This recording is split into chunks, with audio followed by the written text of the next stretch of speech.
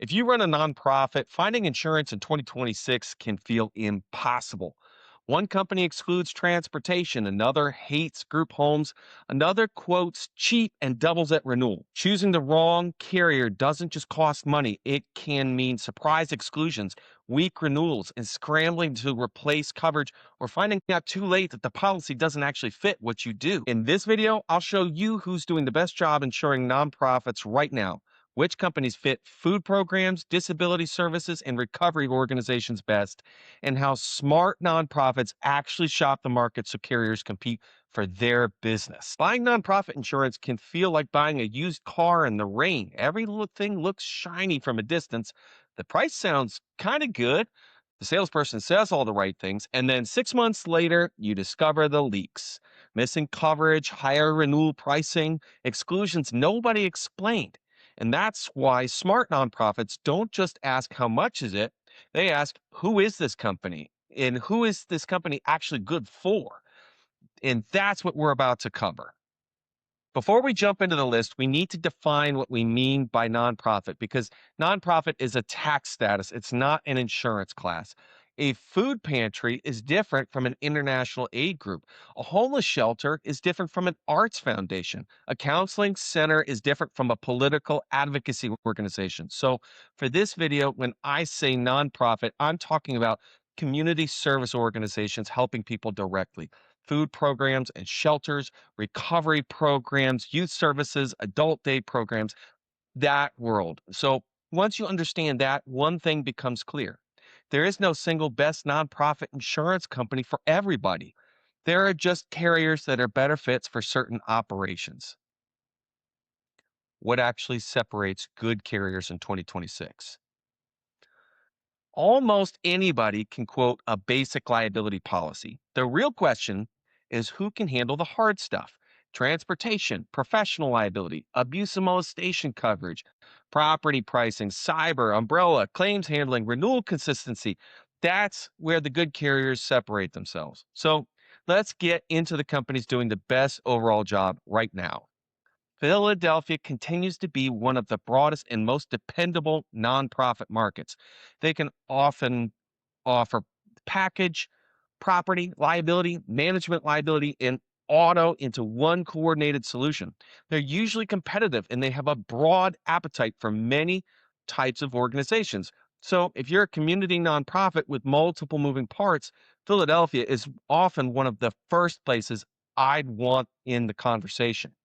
Food programs, social service groups, multi location organizations, established nonprofits with buildings and vehicles. Now, one drawback is workers' compensation is not usually where they shine the brightest. They don't offer it at all. So that is going to need to be able to handle elsewhere. But if a board asks me for a stable, recognizable, broad carrier to evaluate, Philadelphia is one of the easiest names to defend. They've been doing an excellent job in the nonprofit and human services space. What stands out here is they understand hands on operations. So, food pantries and homeless shelters, group homes, organizations serving people with intellectual and developmental disabilities. These are not always easy classes of business to insure, and GuideOne has shown a willingness to play there.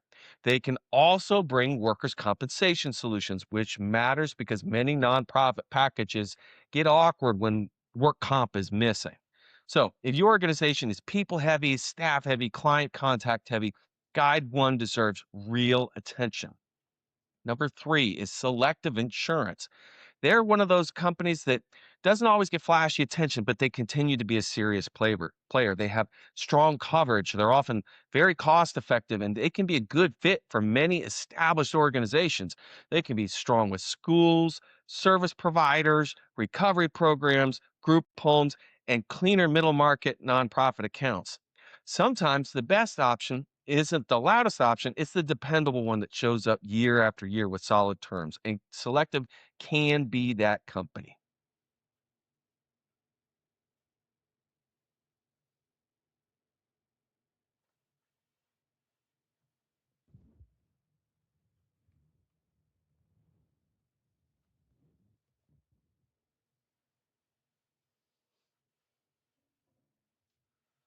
Number four, nonprofits insurance alliance, because they continue to be a very strong specialist option.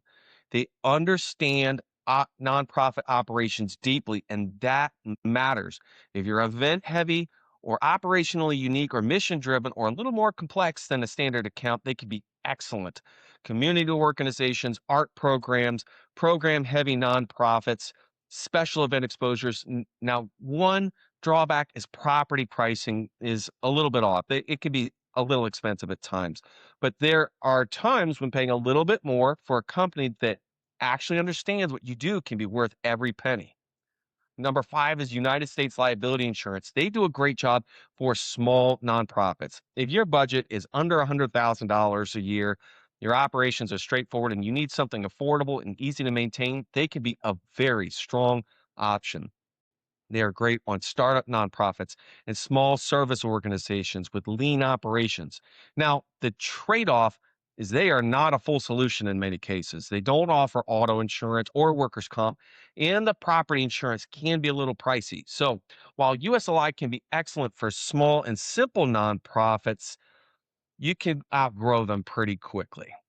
Now, here are a couple other specialty names that are worth watching. Church Mutual is making more of a push into community programs like soup kitchens and food service and adult day programs and similar operations. They're not dominant yet, but they are worth watching. Novacore has a long-standing specialty program for care providers and addiction treatment organizations. And Siegel has an excellent reputation in the IDD space and remains very relevant for behavioral health and treatment providers. And when mainstream markets get nervous, specialists can become extremely valuable. How good nonprofits actually buy insurance. Now, a lot of people watching this might be thinking, okay, just tell me the one best company, but that's just usually not how this works. The best company on paper is not always the best company with the best final offer because insurance is a negotiated marketplace. What usually happens is you take your account to the right companies, present it properly, let them compete, ask hard questions, and compare who actually shows up with the strongest combination of price, coverage, service, and long term fit. I've seen organizations assume one company would win and another market comes in a lot stronger. I've seen the cheapest quote lose because the exclusions were ugly. And I've seen a higher quote become the best deal once auto, workers' comp, umbrella, or cyber got packaged correctly. So the real takeaway from this video is not to blindly pick one company. It's to understand which companies belong in the conversation for your type of nonprofit and then work the market correctly. That's where real savings usually happen. And if you want to know how to choose a broker that can run an effective strategy for you, click right here and watch my video, How to Choose Your Insurance Broker. I'll see you there.